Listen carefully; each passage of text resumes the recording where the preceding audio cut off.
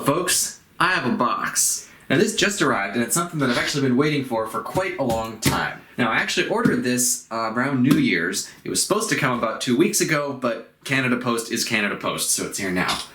Anyway, this is something from eBay. It is a Bachmann Spectrum HO scale Richmond 440 steam locomotive. And per the eBay listing, it does not work. Bought this at an auction. I got a pretty good deal on it. Not as good as a deal as the price tag on the box, $70. That would have been amazing. No, I paid about $180 for this, including shipping, which is still about half of what these normally go for, because this one is not working. It says, has a bad short, maybe in circuit board. So we're gonna find out. Now, I was looking at the pictures on the eBay listing, and I think the problem may be a lot simpler than they think. Most Bachmann steam locomotives have electrical pickup through the tender. It picks up from the left rail on one truck and the right rail on the other truck, which means that the wheel sets need to be in the opposite direction on one than the other. And you can tell which way the wheel set is facing because they have a little plastic insulating ring around the axle on one side and not on the other. Now, I was looking at the eBay listing for this. There's a picture of the bottom of the tender, and it looks like the tender wheel sets are all in the same direction, which would, of course, cause the exact short circuit that they described here. And this is a DCC and sound engine, so if it actually does work and the tender wheels are the only problem, then I just got an absolutely screaming deal on this, and it might be a good time for me to buy a DCC system. Got the block of ice packaging. I think the Spectrum DCC and sound engines were some of the first ones to use the block of ice packaging.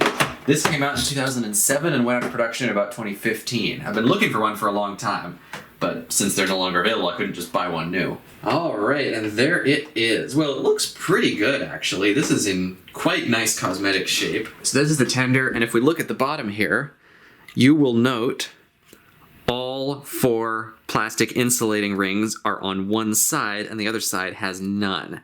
So somebody put these tender wheels in the wrong way around, and it's entirely possible that that might be the only problem with this locomotive. Let's get the locomotive itself out and have a look at it. Oh, that is beautiful. Man, Spectrum was good quality. I wish they were still making these things. So this is based on a Maryland and Pennsylvania prototype, but it was fairly typical of the late 440s used around much of the US and Canada. Canadian Pacific had some like this. Most US railways had a few. The only preserved one that I know of in the US is Wilmington and Western number 98. So being a Spectrum, it is an absolutely beautiful model. The boiler's die cast. This is really, really nice quality. Anyway, time to see if it runs. Now, in order to do that, obviously, we need to flip some of these tender wheels around, and for that, I'm going to check one of my other Bachmann engines to see which direction they're supposed to go. So this is a newer 10-wheeler, but I think it has the same arrangement. The plastic insulating rings go on the right in the front and on the left in the rear. So on this, they're already correct in the front, it's just the rear ones that need to be flipped. If this truly is the only problem with this engine, I will be amazed. Alright, I think that's it. Now, the tricky part with Spectrum ones is getting the little plugs that go between the engine and tender incorrectly, and it's basically just a matter of having some finesse with it and not pushing anything too hard. Alright, let's put this thing on the track and see what it does. Alright, so as you probably know, I don't have a DCC system and the power of my track is all analog. So, I assume this is a dual mode decoder, so it should be able to simply turn up the power to a certain point and it will activate. Let's see. It's alive! And it has sound. Oh my god, I cannot believe I got a working one of these for this cheap. Well, I say working. Let's see if it moves. So the whistle. Oh, there it goes. Okay, so the sound is badly out of sync with the wheels, but it is running. I got a working one of these for $180. I am amazed. And I've just realized there's a bunch of junk on the track, so I'm gonna have to stop it so I can clear that off. Alright, let's try starting it again and see if it's any smoother this time. That was better. I think this probably hasn't run in quite a long time. The chuff rate is still about half of what it should be, but we can adjust that later. I think I probably am going to buy a DCC system now. Yeah, it's doing almost exactly 2 chuffs per revolution, and if it was going to be realistic, it should be 4. But still, I am absolutely astounded that this thing works.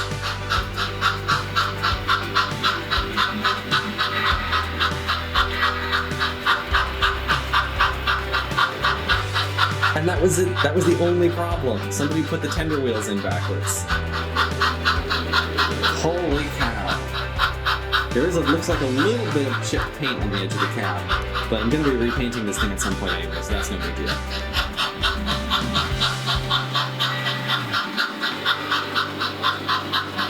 Look at that.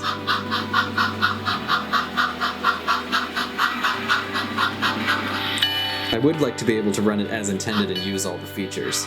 So, yeah, I'm gonna have to get a DCC system now. Well, it's about time. I've been a model railroader for what, almost 2 full decades now? Pretty much my entire life. And I have not yet bought a DCC system, so now might be the time. And what better locomotive to start off with in the DCC world?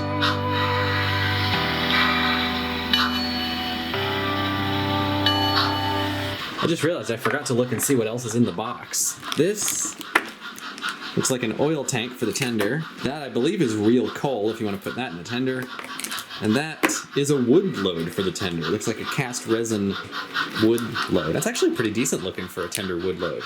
Oh, DCC jumpers, so we could actually convert this to standard DCC, or standard DC, sorry, until I can get a DCC system. I might actually end up doing that. I am going to go ahead and put the DCC jumpers in so that I can run this normally on standard DC and see how it actually performs. Alright, so I just went to take the tender apart and I couldn't find any screws, so I was like, how the hell are these things put together? And then I realized the holes are there, the actual screws that go in there were missing. So I'm guessing at the shop that I got this from, they were probably taking it apart to see what was wrong with the circuit board. They couldn't find anything and they just forgot to put the screws back in. So the tender shell actually just lifts right off. And unlike the newer sound-equipped engines, it does actually have a separate decoder plugged into it. So I don't even have to take the decoder out. I just have to unplug that and put the jumpers in there. Very gently pull that out. That one's actually in there pretty good. I gotta hold down the base that go in, I believe. Like that. Give them a little bit of encouragement. Should be able to put the tender shell back on. And if I'm right, it should run like a normal engine now.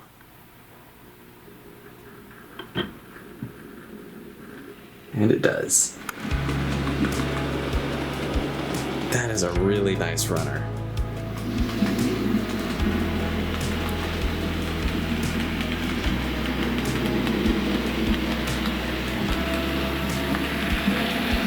I cannot tell you how happy I am with this thing. Well, alright, we gotta have it pull a train, obviously. Since this is a 440, let's have it pull the more old-timey passenger cars, which are stored on the last yard track.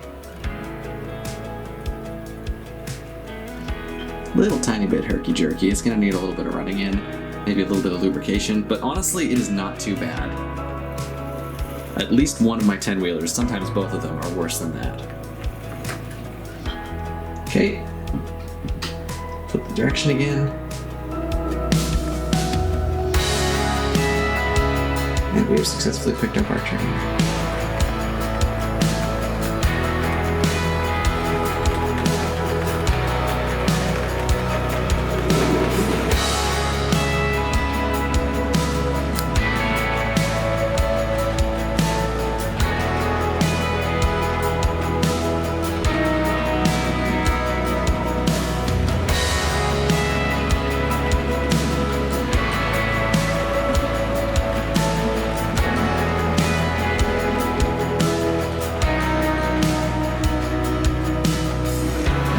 Wanted one of these little 440s for so many years. I actually bought one a few years ago, but I ended up returning it because it had a manufacturing defect.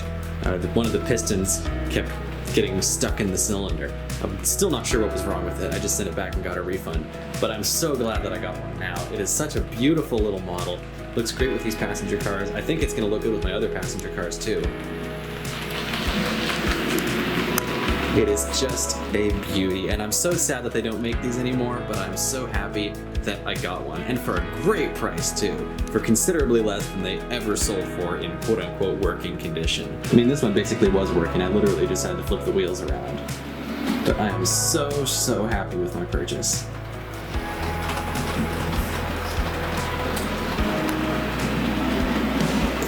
Now, of course, the question is, what paint scheme am I going to do on this thing, and how is it going to fit into the Westport and Shelter Cove canon?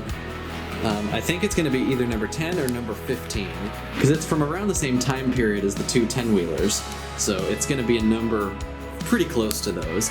As far as paint scheme goes, I did some polls on one of the train Facebook groups that I'm in, and what people seemed to like most was a green paint scheme loosely based on the Baltimore and Ohio's William Mason 440, which is much older than this one, but it's still a very cool paint scheme. It's also a little bit reminiscent of the Southern Green on number 38 there, and it would be using the same green paint as number 40. So I might do that. I might do something else. I might leave it black for a while, honestly. I still gotta wait for the weather to be good enough to paint, so it definitely is gonna stay black for a while. There is one other very slight cosmetic issue, well, two actually. One is the chipped paint on the cab there, which will be a very easy fix. The other is the left-hand boiler brace, which I can't really tell if it broke off or if it's just... Yeah, it does look like the end of it actually broke, so I might try to make a new one out of something, or I might just super glue this one in place and call it a day. Before I call it the end of this video, I'm going to do one more little customizing thing, and that is install the tender oil tank, because I'm converting my whole fleet to oil tenders, and I would be honored for this to be the first one. Oh, there's actually quite a lot more goodies in here.